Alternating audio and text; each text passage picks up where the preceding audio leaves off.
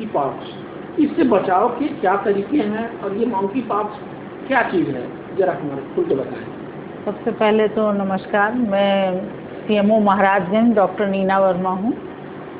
और monkey pox के बारे में जो मैं बताना चाहती हूँ वो ये है कि ये एक तरह की वायरल बीमारी है। जैसे कि किसी ज़माने में स्मॉल पॉक्स और फैलता था, उसी तरीके की ये बीमारी है जो कि बंदरों से इंसानों में आने की संभावना बनाती है। इस बीमारी के सबसे शुरुआती जो मरीज़ हैं वो अफ्रीकन कंट्रीज़ में ज़्यादा मिले हैं। अब इस समय ये बाकी पूरे दुनिया में धीरे धीरे पैर पसार रहा है। इससे बचने का आपको जो उपाय है तो उसके लिए ज़रूरी है कि इसके सिम्टम्स को समझें। तो सिम्टम्स में इसके जैसे हर वायरल इलनेस में होता है कि बुखार, जुकाम, खांसी, हाथ पैरों में दर्द और बहुत सारी वीकनेस, ये जो चीज़ें हैं ये इसमें मिलती हैं। इनके साथ में पूरे बदन में दाने निकल आते हैं, जिसमें स्पेशली दाने जो हैं वो हथेलियों में सबसे ज़्यादा, उसमें कॉमन जो है वो हथेलियों में मिलते हैं। जैसे कभी आप लोगों ने जो अपने बड़ों में देखा होगा स्मॉल पॉक्स के केसेस में, जिसको चेचक कहा जाता था, उसी तरीके से, लेकिन उसमें डिफरेंस यही है कि इसमें हम लोगों की हथेलियों में भी दाने निकलते हैं। तो आप लोगों को अपने बचाव के लिए सबसे पहली चीज़ तो ये है कि अगर किसी के हाथों में आपको दाने दिख रहे हैं तो उससे दूर रहना है।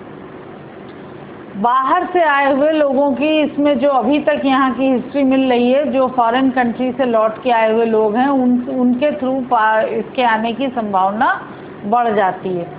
बचाव के लिए आप लोगों को इसके लिए सबसे ज़रूरी है कि मास्क लगाएं। वही बचाव करना है जो कोविड के लिए।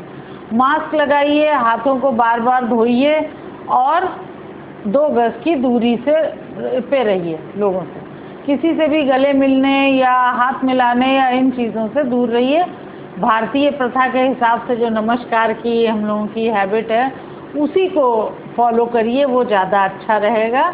अच्छा, एक बात और कहनी है कि जिन लोगों को 1980 से पहले पैदा हुए हैं और स्मॉल पॉक्स का टीका उनको लगा हुआ है, तो वो सब जो हैं वो मंकी पॉक्स से बच जाते हैं।